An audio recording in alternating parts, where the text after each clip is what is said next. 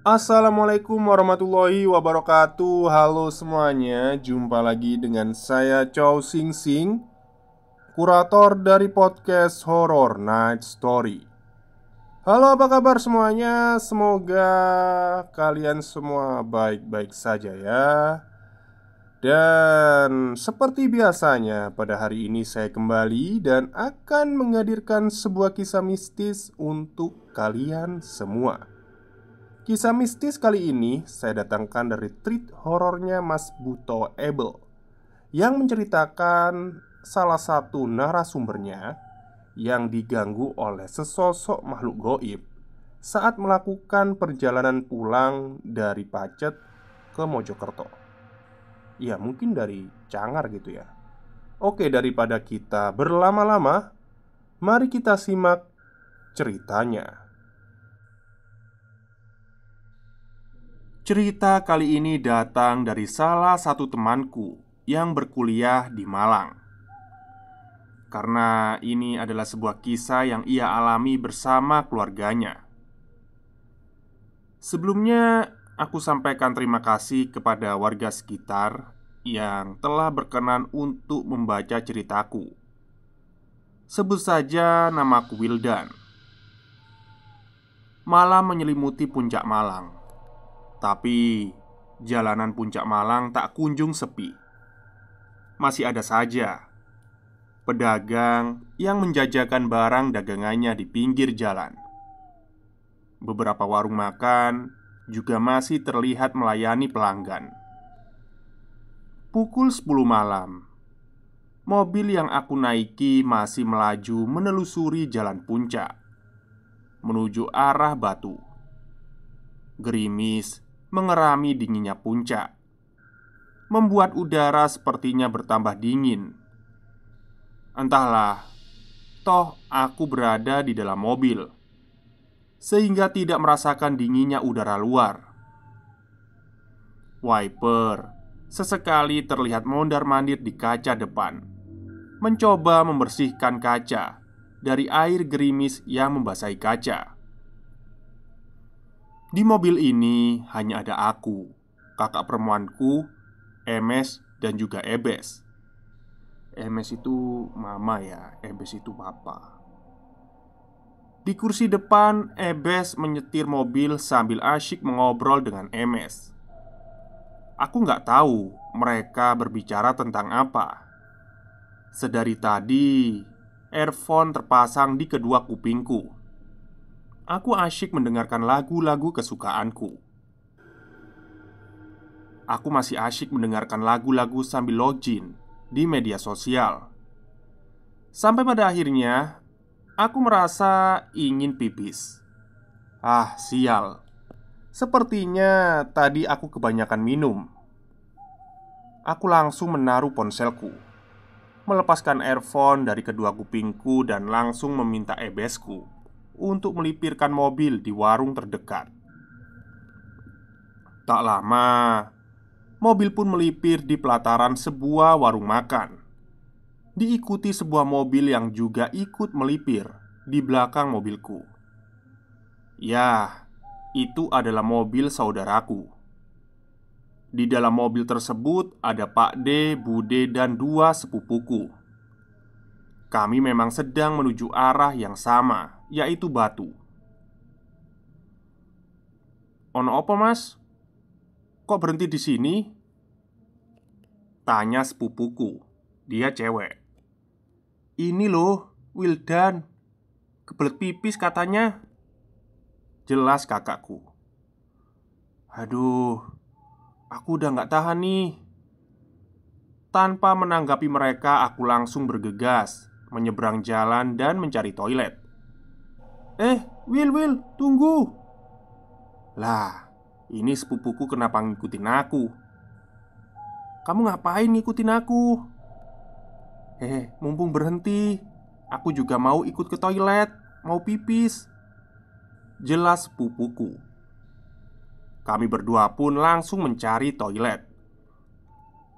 Alhamdulillahnya, aku langsung melihat pelang bertuliskan toilet. Pucuk dicinta ulam pun tiba. Aku dan sepupuku bergegas menuju toilet itu. Toilet ini berada di belakang sebuah warung. Aku berjalan cepat melewati penjaga toilet yang sedang duduk santai. Bilik toiletnya berada di bagian belakang. Ada beberapa pintu bilik. Bilik yang lainnya tertutup. Hanya ada satu bilik yang terbuka pintunya. Ya, toiletnya penuh, Will. Cuma satu orang yang kosong. Ya udah gantian. Aku duluan ya. Udah di ujung nih. Ucapku sambil ngeloyor masuk dan menutup pintu bilik toilet. Benar-benar lega rasanya. Seperti dunia ini cerah kembali. Kebelet pipis itu emang gak enak kalau ditahan. Udah, Will. Sekarang gantian aku ya. Kamu tunggu di depan pintu, jangan kemana-mana. Pinta sepupuku dengan raut wajah yang sedikit ketakutan. Iya, tenang aja. Aku gak kemana-mana kok, jawabku santai. Aku heran sama sepupuku. Mukanya kayak orang ketakutan gitu. Cewek itu kalau di kamar mandi emang lama ya kalau pipis. Entah ritual apa yang mereka lakukan di kamar mandi. Padahal bilangnya cuma pipis doang, tapi lama banget. Akhirnya iseng-iseng aku mulai menjelajah penglihatan dan perhatianku di sekitar. Sepi banget di sini. Kayak nggak ada tanda kehidupan. Seketika aku merasa aneh. Semua bilik di sini penuh, bisa dilihat dari pintunya yang tertutup semua. Dan sesuatu yang bikin aneh adalah nggak terdengar suara seseorang atau suara air dari dalam semua bilik toilet itu, kecuali dari bilik yang diisi oleh sepupuku. Masih terdengar suara air ngucurnya. Aneh kan? Pintu bilik panjangnya tidak sampai menyentuh lantai, menggantung beberapa sentimeter. Aku mencoba memperhatikan bagian bawahnya. Biasanya kan kalau ada orang di dalam pasti bayangannya kelihatan. Tapi sekali lagi ada yang ganjil di sini. Semua bilik yang tertutup gak ada bayangannya, kecuali bilik yang diisi oleh sepupuku. Aku bisa melihat sedikit bayangan kaki sepupuku. Aku jadi berpikir, mungkin bilik-bilik ini semua memang kosong dan sengaja ditutup oleh pemiliknya karena sudah malam. Sudah jarang pengunjung yang datang ke toilet umum ini. Aku sih mencoba berpikir positif aja. Aku berjalan ke belakang, ke arah jurang. Gak tahu kenapa aku jadi pengen ke situ. Cukup bagi aku berjalan sekitar 5 meter dari bilik toilet. Dan sekarang aku benar-benar ada di tepian jurang. Di sini yang menjadi perhatianku bukan jurangnya, tapi pemandangan puncak yang aku dapati sungguh sangat menakjubkan. Aku nggak nyangka bisa melihat pemandangan sebagus ini dari belakang sebuah toilet umum. Aku masih berdiri di tepian jurang, menikmati puncak di malam hari.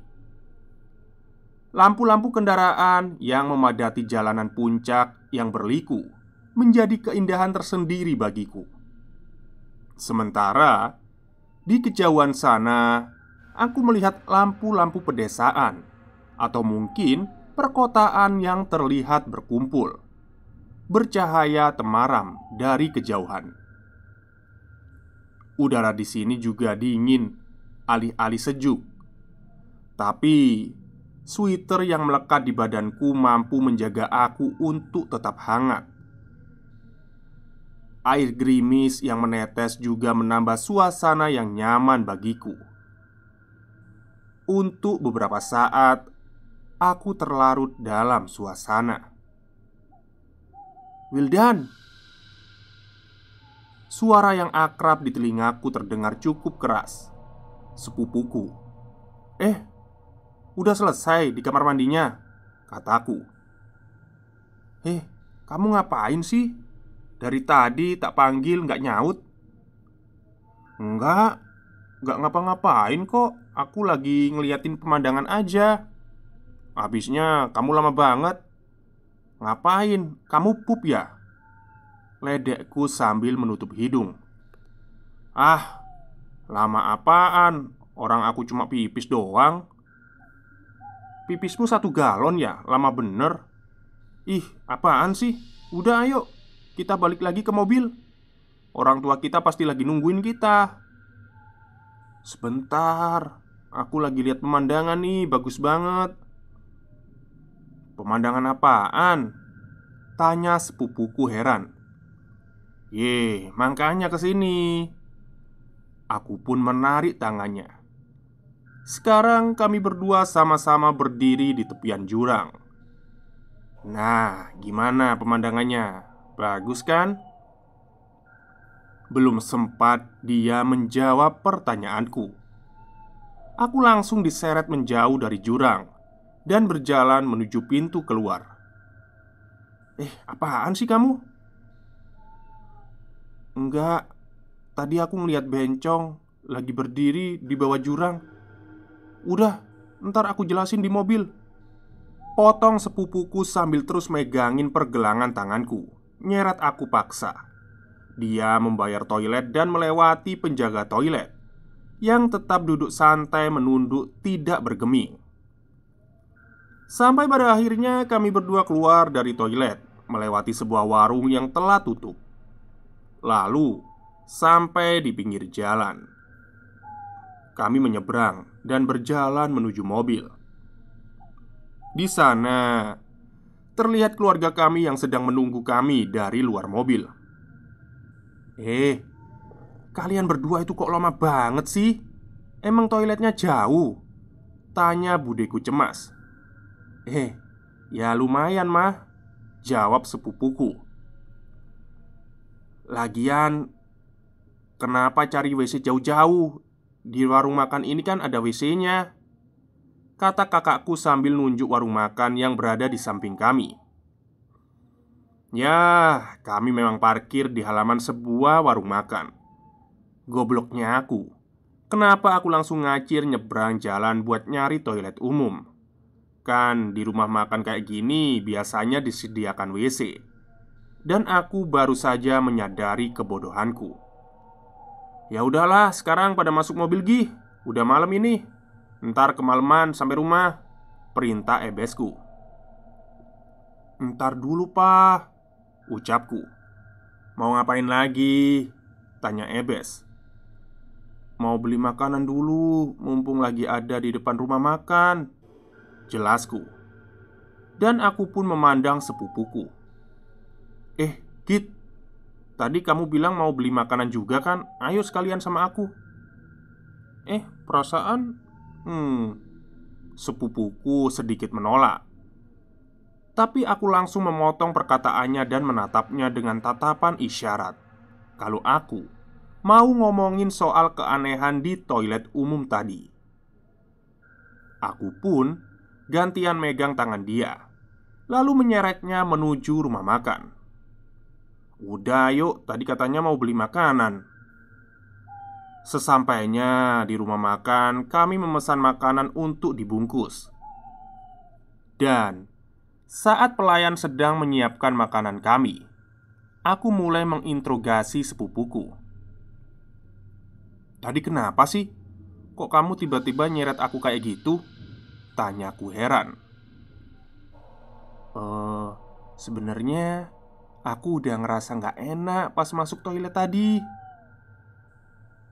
Sambil berdiri menunggu pesanan, sepupuku mulai menjelaskan. "Kamu merhatiin gak penjaga toiletnya? Aneh banget kan? Diem aja, duduk sambil nunduk. Nggak kayak penjaga toilet kebanyakan kan? Ya juga sih. Aku juga merasa sedikit aneh. Terus suasana WC-nya juga kayaknya angker deh. Lanjut sepupuku. Tadi kamu bilang aku lama banget kan di WC? Padahal aku cuma pipis doang. Nggak ada 2 menit. Mas, ini pesanannya. Tiba-tiba mas pelayan menyerahkan pesanan kami, memotong pembicaraan kami seketika. Semua jadi berapa ya mas? Aku pun membayar makanan yang kami pesan. Aku nggak langsung buru-buru balik ke mobil. Dan sepupuku berada di mobil yang berbeda.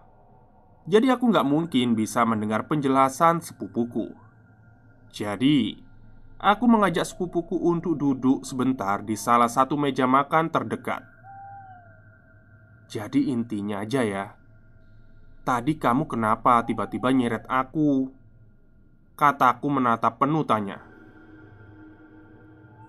Tadi di bawah jurang aku ngelihat ada kuntilanak, katanya sedikit pelan. Aku kaget dong. Yang aku bilang bencong tadi sebenarnya kuntilanak. Mukanya hancur. Dia lagi ngeliatin kamu. Jadi buru-buru aku seret kamu keluar dari toilet serem itu. Ah, yang bener kamu.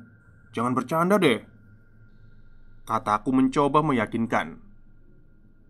Jujur sih, sebenarnya aku gak terlalu takut sama yang beginian. Soalnya aku udah pernah beberapa kali melihat penampakan makhluk halus. Siapa yang bercanda?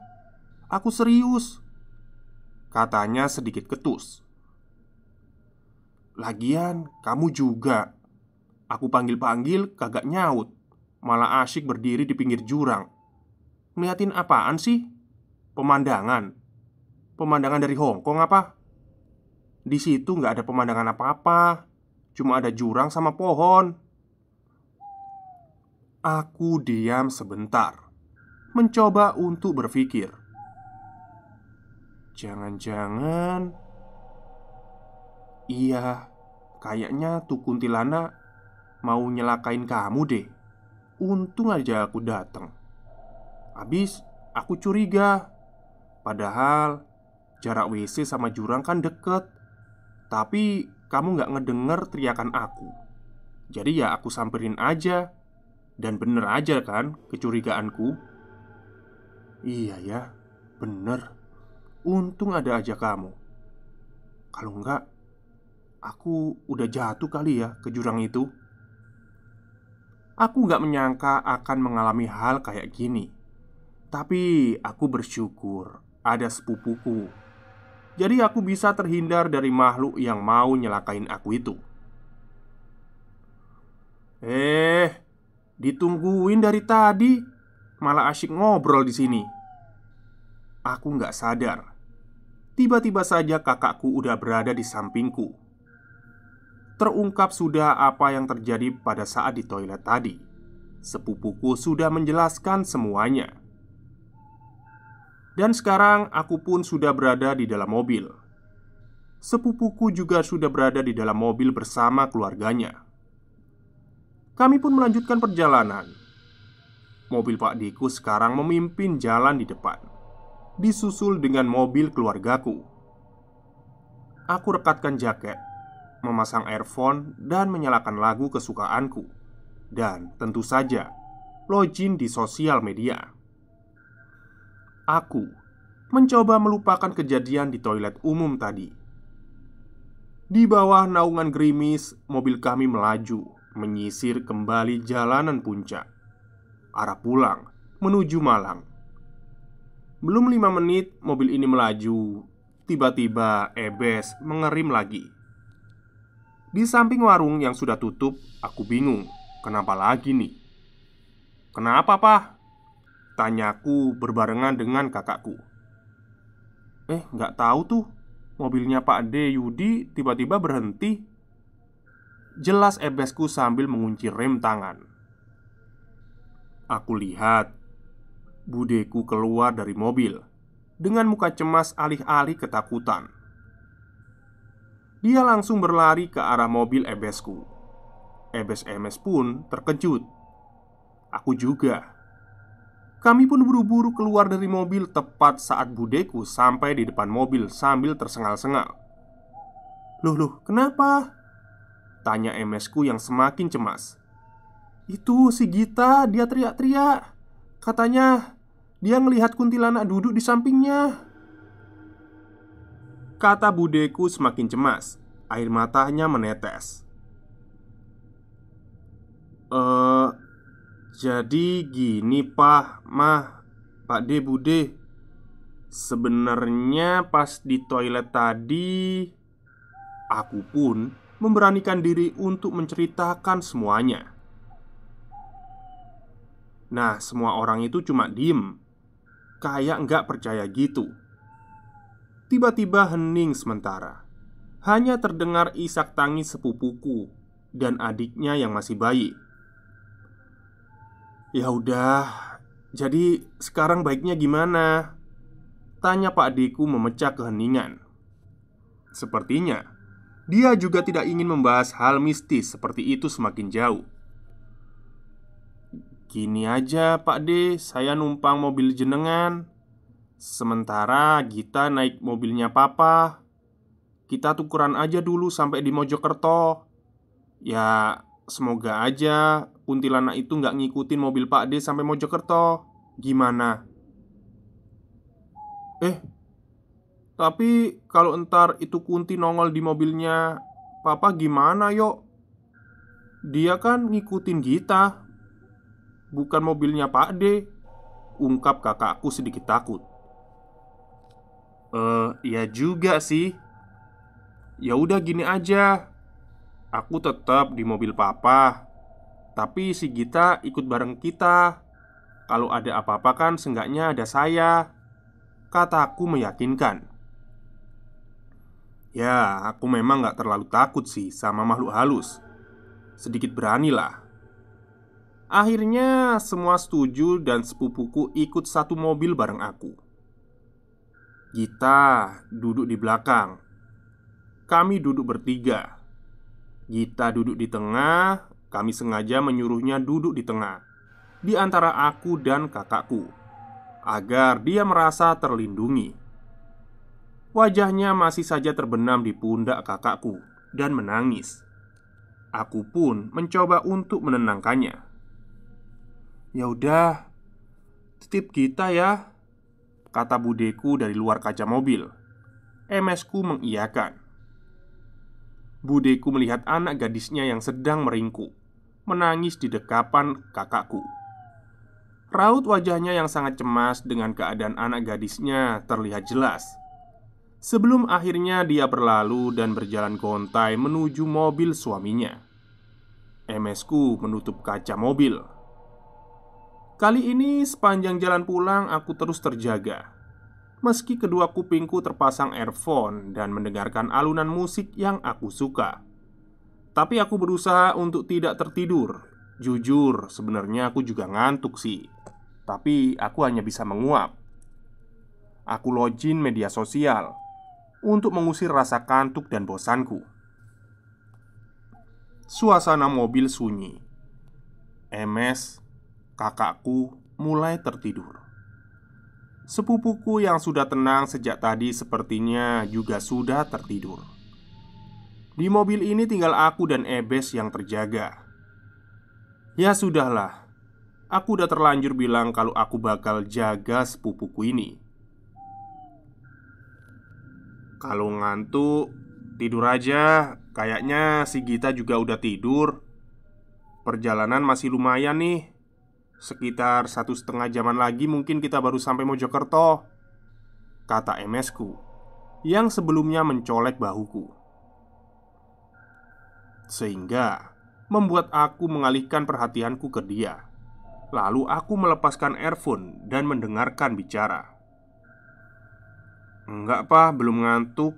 Lagi asyik main game nih," sahutku berbohong. "Oh ya udah. Suasana pun kembali sunyi. Suara mesin terdengar samar. Aku kembali mencoba mengasyikkan diri kembali dengan bermain game dan mendengarkan musik lewat earphone. Mobil kami sudah keluar dari hutan cangar. Syukurlah, selama perjalanan tak terjadi apa-apa. Sepertinya kuntilanak itu tidak ngikutin sampai di sini. Tapi perjalanan kali ini benar-benar terasa lama dan melelahkan. Di pinggir jalan sebelum pertigaan lampu merah, terlihat mobil Pak Deku berhenti. Jalan raya lenggang. Mobil Ebes pun ikut berhenti di belakang mobil Pak Deku. Setelah lampu merah, arah tujuan kami berbeda. Bude pun membangunkan sepupuku yang tertidur dan dipindahkan ke mobilnya. Setelah itu, kami semua melanjutkan perjalanan kami lagi. Rumahku 5 menit dari sini jika menempuhnya dengan kendaraan. Ya, senang sih, sebentar lagi sampai rumah. Dan keesokan harinya MS dapat kabar dari budeku. MS pun langsung memberitahuku bahwa sepupuku ini udah dibawa ke kiai buat diobatin. Katanya sih nggak apa-apa, nggak ada yang ketempelan kok. Cuma fisiknya aja yang saat di puncak mungkin sedang kecapean, jadi gampang diganggu. Oke, selalu hati-hati dimanapun kalian berada ya. Ingat, sesuatu yang goib itu memang ada. Jadi selalu berdoa minta perlindungan Tuhan dari godaan makhluk halus. Terlebih lagi makhluk yang berniat mencelakai kita. Terima kasih sudah membaca dan cerita selesai. Oke, itulah cerita panjang dari narasumbernya Mas Puto Ebel ya. Jadi sebuah perjalanan yang cukup mendebarkan. Tapi memang Cangar itu, Pacet itu masih banyak hutan-hutannya ya. Jadi kalau dulu zaman saya SMA itu kalau Sabtu itu kan sering ke sana Pacet itu, ke Cangar, Trawas, Tretes itu ya, masih muda dulu ya. Ya memang agak-agak menyeramkan sih selain jalannya yang jurang-jurang gitu. Tapi pasti ada sesuatu yang goib di sana. Ya pernah sih saya mengalami hal yang janggal. Tapi ya mungkin saya ceritakan di lain waktu saja. Oke, mungkin itu saja cerita untuk hari ini. Semoga kalian semua suka. Selamat siang dan selamat beristirahat.